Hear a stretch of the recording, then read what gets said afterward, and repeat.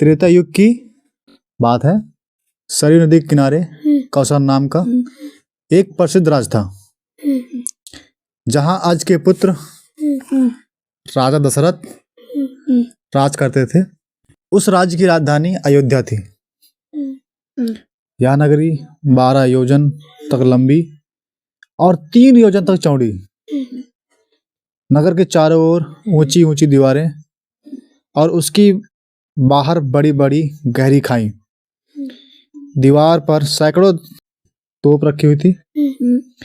सहस्त्र सैनिक, सहस्त्र मतलब 1000, हजारों महारथी नगर की रक्षा के तट पर रहते थे। जैसे इस समय यहाँ पे सेना है ना, आर्मी वाले, वैसे। नगर के बीचों बीच राजमहल था। राजमहल में 8 सड़कें बराबर दूरी पर कोटे तक जाती थी। मतलब कोटे मतलब राजमहल तक।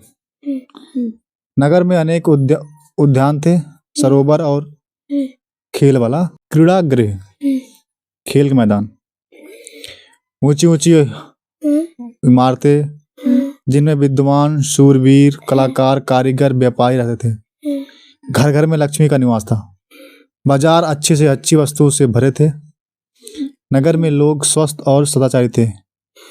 कुल मर्यादा के अनुसार के सभी अपने धर्म का पालन करते। सभी जगह शांति, पवित्रता और एकता का था। ठीक। राजा दशरथ बड़े प्रतापी और सदाचारी थे। सागर, रघु, दिलीप आदि अपने पूर्वज की तरह उनका भी यश चारों ओर फैला हुआ था।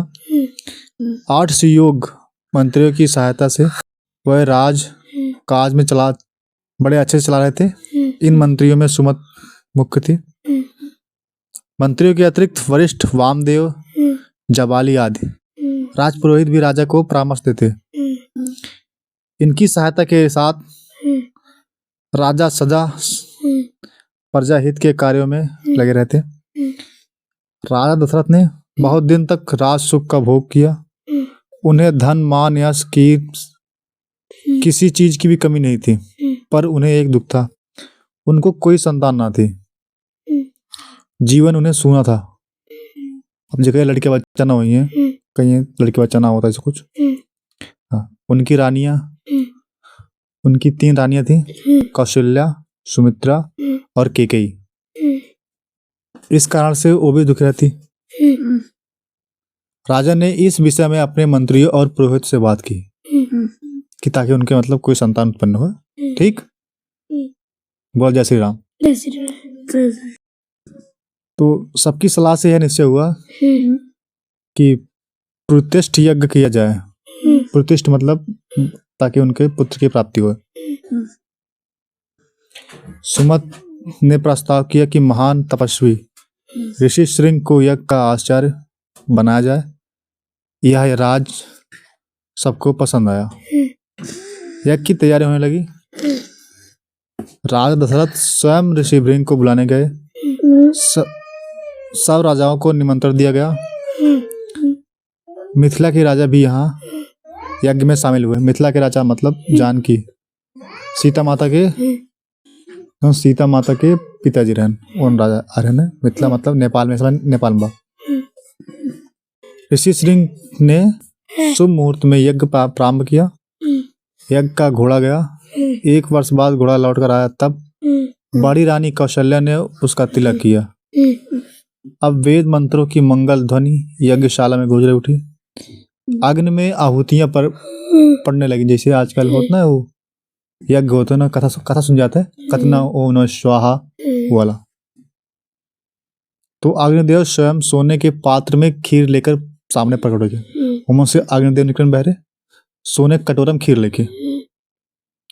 ऋषि श्रृंग ने अग्निदेव से खीर का पात्र ले लिया और राजा दशरथ को देकर यह कहा कि यह खीर पुत्रदायक है, अपनी रानियों को इसका सेवन कराएं। खीर लेकर राजा ने उसे सर से लगा लिया, मतलब ऐसा मस्त इसका इतना गोल रखा था नीचे। उन्होंने खीर का पात्र कौशल्या को देकर कहा कि तुम सब में बांट लो, क्योंकि कौशल्या उनकी मतलब जैसे 3 बीबी रहने उनके, तो कौशल्या जो रहने ना सबसे बड़ी रहने। कौशल्या माता राम के माता जी रहे। कौशल्या ने आधी खीर अपने लिए रख लिया, शेष सुमित्रा को दे दी। सुमित्रा ने उस आधे भाग का आधा अपने लिए रखकर शेष कैकेयी को दे दिया। कैकेयी ने उसमें से आधी खीर स्वयं ले ली और आधी सुमित्रा को ही लौटा दिया।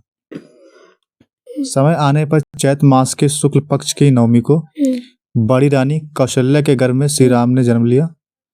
इसी तिथि पर हम आज भी रामनवमी का पर्व मनाते हैं। मंझली रानी सुमित्रा के 2 पुत्र हुए, लक्ष्मण और शत्रुघ्न। कैकेयी की एक पुत्र हुआ, उसका नाम भरत रखा गया। सब बड़ी धूमधाम से पुत्र प्राप्ति का उत्सव मनाए। राजमहल में मंगल चाय होने लगे और स्त्रियां बधाई गाने लगी। जैसे सोहर ना गाते ना, जब कोई लड़कियां पैदा होते हैं सोहर गाते ना, वो कोई गाना गाते हैं। ठीक बा। देवताओं ने फूल की वर्षा की, स्वयं देवता प्रकट हो गया, उनके पर फूल की वर्षा की। अप्सराएं नृत्य करने लगी। राजा और प्रजा में हर्ष का ठिकाना न रहा, मतलब बहुत ज्यादा खुश हो गया। चारों राजकुमार बड़े सुंदर थे। धीरे धीरे वे बड़े हुए और साथ साथ खाने खेलने लगे। चारों में बड़ी प्रीति थी। लक्ष्मण राम के साथ अधिक रहते और शत्रुघ्न भरत के साथ।